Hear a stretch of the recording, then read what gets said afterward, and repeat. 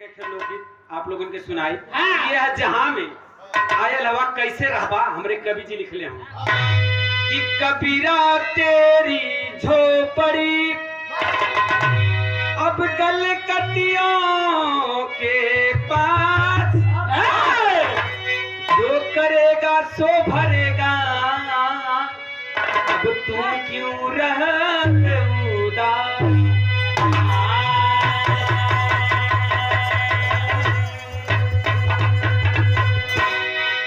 हरे ना बिगारी के चला, ना बिगारी के चला, अति नवा रहना है दु चारी, ना बिगारी के चला, अति नवा रहना है दु चारी, ना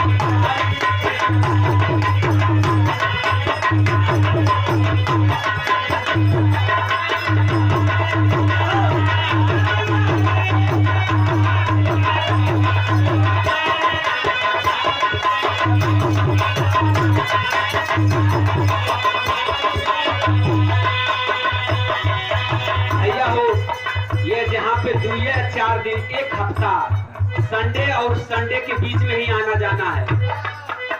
का कवि जी लिखत हुए एक पिता एक माँ के जाया सब ही है नर नारी,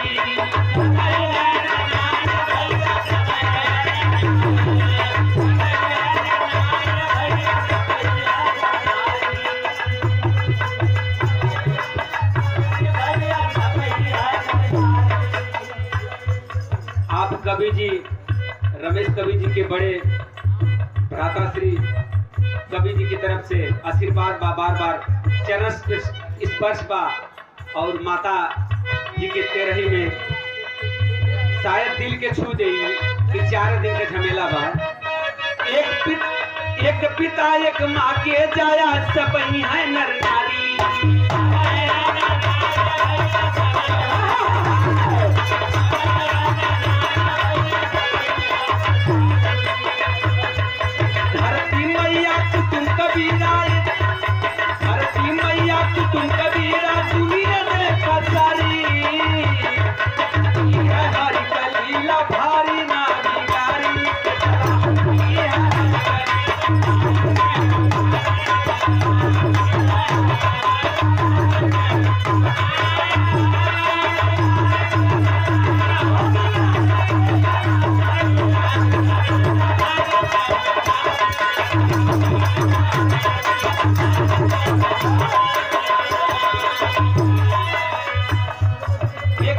सबही के बात फिर क्या मारा मारी हो, फिर क्या मारा मारी।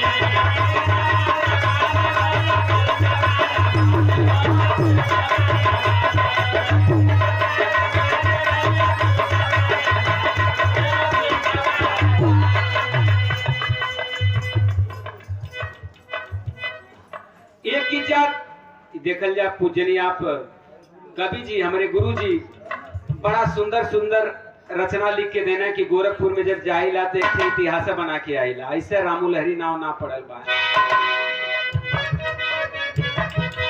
एक जात सबही के बाटी देखाई नर नारी हो, देखाई नर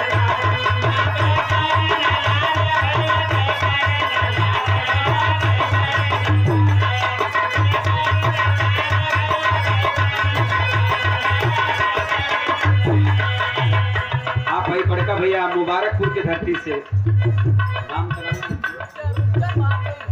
रूपचंद भारती, अच्छा हमारे कवि जी के मतलब गुरु भाई भैया, इनकी तरफ से कई रुपया का पुरस्कार बा भैया के बार बार चरण स्पर्श और बचवा के आशीर्वाद का कामना रहे। अनजाने में भूल गए सब नाते रिश्तेदारी हो, नाते रिश्तेदारी।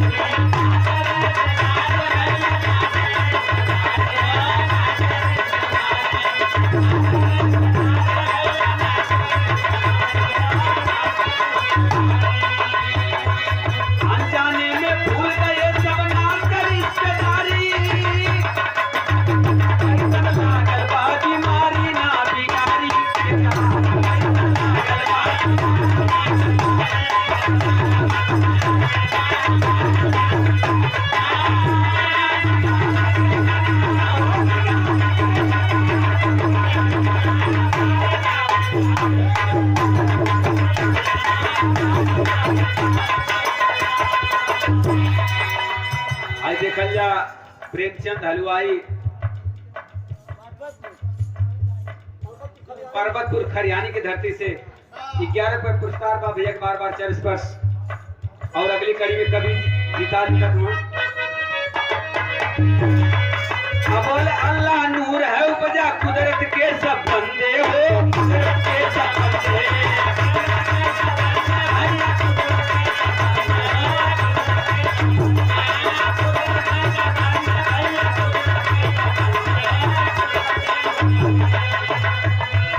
एक नूर से सब जगह उपजा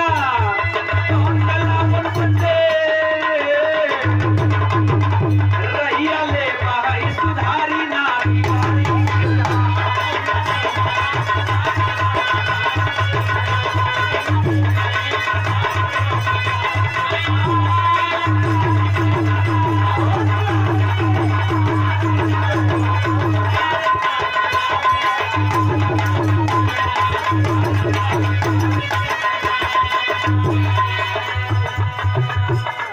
गुरुमत वाली राधरो तुम जो मूर्ति पावन हो, तुम जो मूर्ति पावन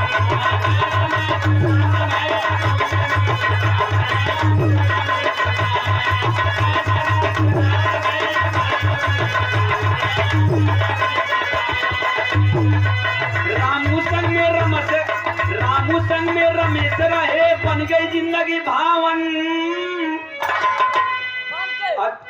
अरे बन गई जिंदगी भावन अपन गुरु यावतारी ना बिगाड़ी के